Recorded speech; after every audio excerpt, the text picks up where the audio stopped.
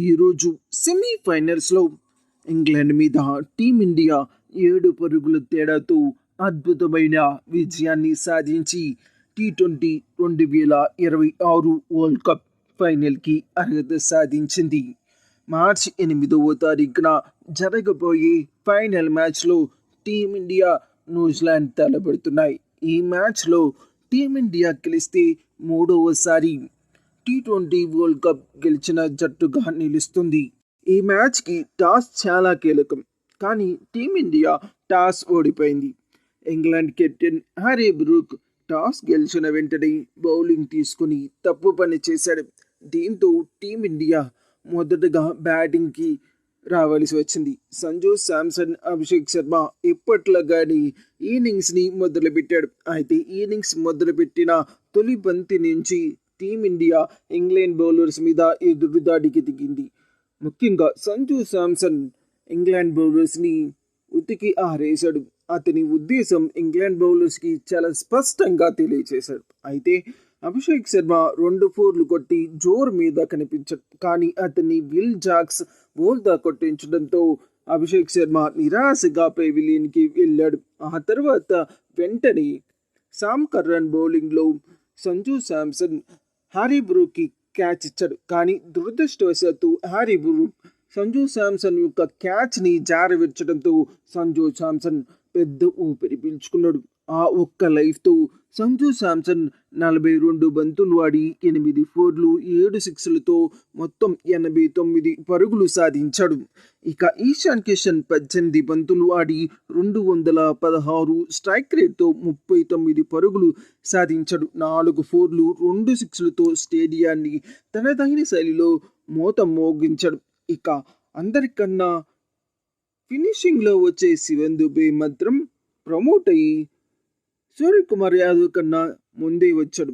ఎందుకు అంటే ఇక్కడ టీమిండియా రన్ రేట్ అప్పటికి 12-13 దగ్గర ఆడుతుంది. ఆ సమయంలో ఇంగ్లాండ్ ఎక్కువగా స్పిన్నర్స్ని యూజ్ చేస్తుంది. దాంతో కోచ్ గౌతమ్ గంభీర్ శివన్ దుబేని, సూర్యకుమార్ యాదవ్, తిలక్ వర్మ, హార్దిక్ పాండ్యాని వీళ్ళందరినీ పక్కన పెట్టి శివన్ దుబేని ప్రమోట్ చేయవలసి వచ్చింది.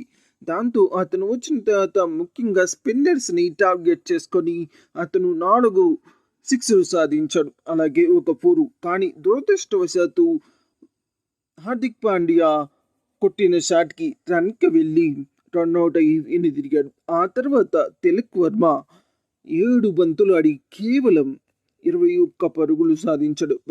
19వ ఓవర్లో జోసెఫ్ ఆర్చర్ బౌలింగ్లో అతను 3 6లు వరుసగా సాధించి జట్టుకి అద్భుతమైన స్టేజ్లో ఉంచాడు.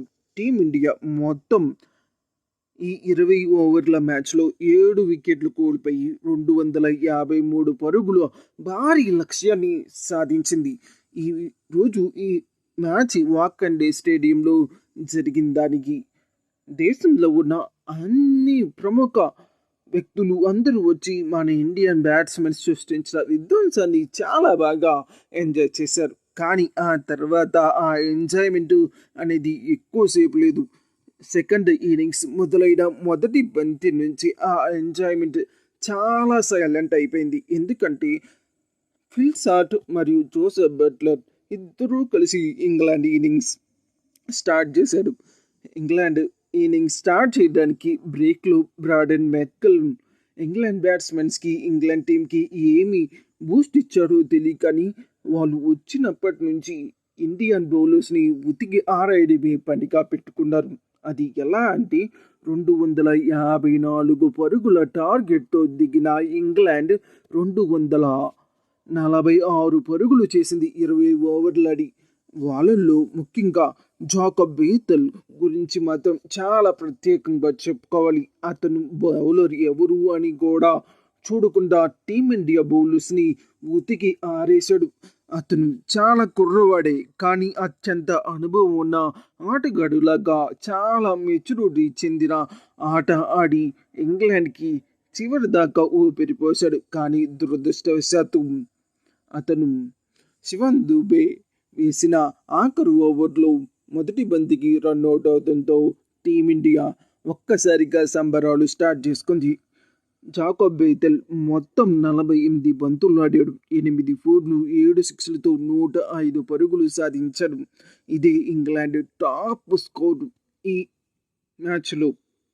సో ఇండియా బౌలింగ్ విషయానికి వచ్చేసరికి హర్షదీప్ సింగ్ 4 ఓవర్లు బౌల్ చేసి 50 పరుగులు ఇచ్చి 1 వికెట్ తీశాడు. ముఖ్యంగా జస్ప్రీత్ బుమ్రా గురించి ఎంత ఎక్కువ చెప్పినా అది తక్కువ అవుతుంది. ఎందుకంటే అతను చివరి పవర్ ప్లేలో వేసిన 2 ఓవర్లు ఈ మ్యాచ్ స్వరూపాన్ని పూర్తిగా మార్చేశాయి.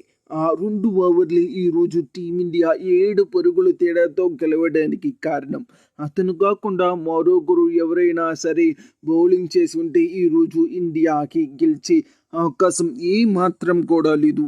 కావాలంటే మీరు ఇంగ్లాండ్ మీద గెలిచిన మార్జిన్ చూసుకోండి, కేవలం 7 పరుగులు మాత్రమే. ఒక 6తో ఆ మార్జిన్ క్లోజ్ చేయవచ్చు. ఇక వరుణ్ చక్రవర్తిని ఇంగ్లాండ్ ప్రత్యేకంగా టార్గెట్ చేసుకుంది. అతని ఓవర్లో జాకోబ్ బెయితెల్ పరుగులు వర్షం కురిపించాడు. మామూలు కాదు. మొత్తం 4 ఓవర్లు బౌల్ చేసిన అతను 64 పరుగులు ఇచ్చి చెత్త రికార్డు నమోదు చేశాడు. కానీ అతని చేత బౌలింగ్ వేయించకుండా ఆపడానికి మరో అవకాశం దొరకలేదు సూర్యకుమార్ యాదవ్కి. ఏది ఏమైనప్పటికీ ఈరోజు టీమిండియా నరాలు తెగిపోయేంత ఉత్కంఠభరితమైన మ్యాచ్లో ఇంగ్లాండ్ మీద 7 పరుగులతో అద్భుతమైన విజయాన్ని సాధించి ప్రేక్షకులకి అద్భుతమైన ఎంటర్టైన్మెంట్ అందించడమే కాదు, 2026 టీ20 వరల్డ్ కప్ ఫైనల్కి అర్హత సాధించి మరొకసారి టైటిల్కి ఒక్క అడుగు దూరంలో నిలబడి ఉంది.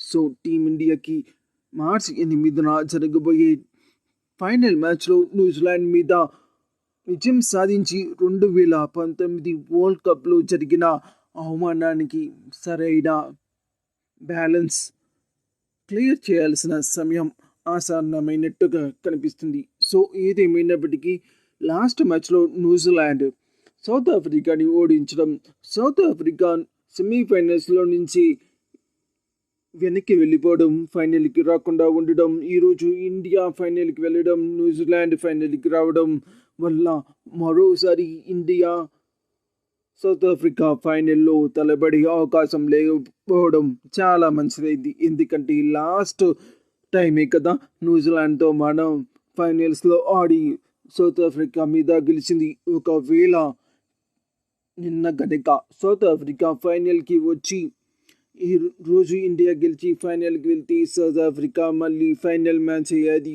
ఒకవేళ సౌత్ ఆఫ్రికా మళ్ళా ఓడిపోయి ఉంటే ఇండియా చేతిలో పరిస్థితి మొన్నటి కన్నా దారుణంగా ఉండేది. సో ఇది క్రికెట్ అభిమానులకి సౌత్ ఆఫ్రికా ఒక్కసారైనా సరే ఈ ఐసీసీ టోర్నమెంట్ గెలవాలని చాలామంది మనస్ఫూర్తిగా కోరుకుంటున్నారు. అందులో నేను కూడా ఒకటిని. ఇప్పటికైనా వారు ఐసీసీ టోర్నమెంట్లో కప్పు సాధిస్తారని మనస్ఫూర్తిగా నమ్ముకుంటున్నాను. Thank you.